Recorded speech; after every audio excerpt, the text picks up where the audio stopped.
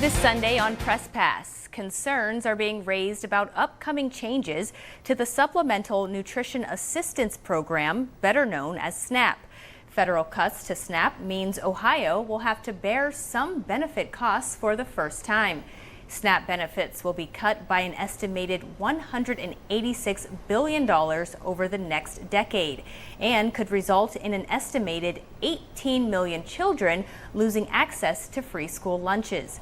And as the government shutdown drags on, more than 1.4 million Ohioans who rely on food stamps could lose a critical lifeline overnight if a deal is not reached by November 1st. So here with more on how this could impact students, Warren City Schools Superintendent Steve Shiro. Steve, thank you so much for coming in. Thank you for having me. Of course. So can you tell me, how are SNAP benefits being used right now to make sure kids get free school meals in the district where that applies?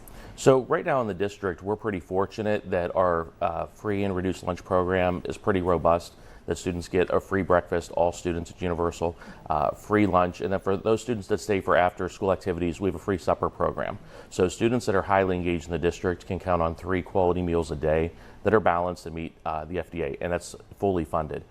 Where the concern comes in over time is the longevity of the program and the funding if the shutdown continues. What kind of SNAP cuts are coming down the pipeline under the so-called Big Beautiful Bill?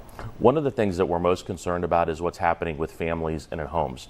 So if the SNAP benefits to families and homes are cut in November or reduced, in the Warren City Schools alone, that impacts over 4,000 children. And so that's the majority of our population that in their homes will have food insecurity. That'll lead to emotional concerns for children coming in, wondering about their next meal, or just the conversations in the home that travels with that, let alone when food starts drying up.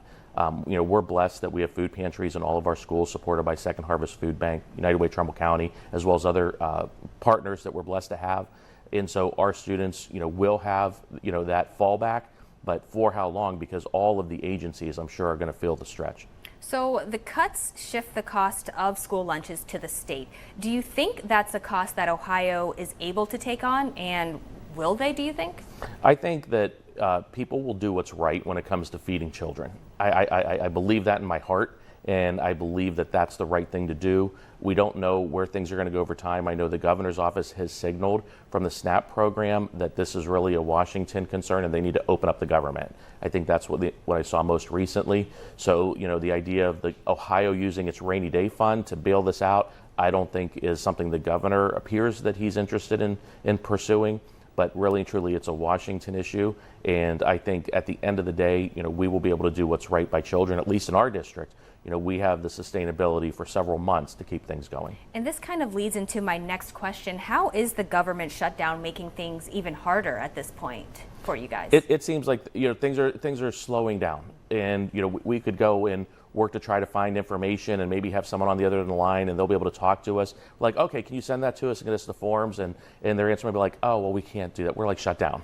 Like, all right, well, you're on the line, but we can't exactly get all the information we need to complete a process. So I think there's turning into being a little bit of backlog of work, depending on different agencies.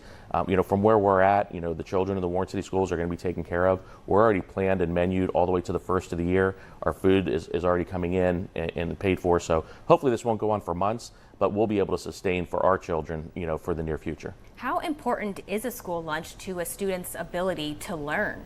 Hungry children don't learn. So that's what's most important. When children come in to school, what they bring or what they don't bring with them, social emotionally is huge. So if they're hungry, we need to feed them. If they're cold, we need to make sure they have the right clothes, the right coat, in order to be able to be successful in school. So this is huge. We're trying to, leverage ourselves so that we can do what's best for children. And you touched on this a little bit ago, but can you tell us again what's being done in Warren to make sure children do not go hungry?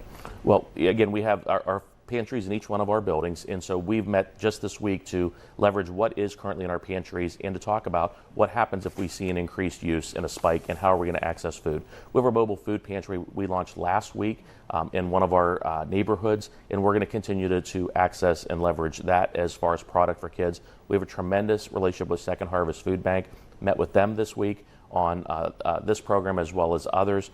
And we have wonderful adopters that support children at all of our buildings that when we make an ask of them, they always come through. So I think keeping in mind children and families, especially during this time, is going to be very, very important. Yeah, sounds like you guys are doing everything you can to make sure students don't go without.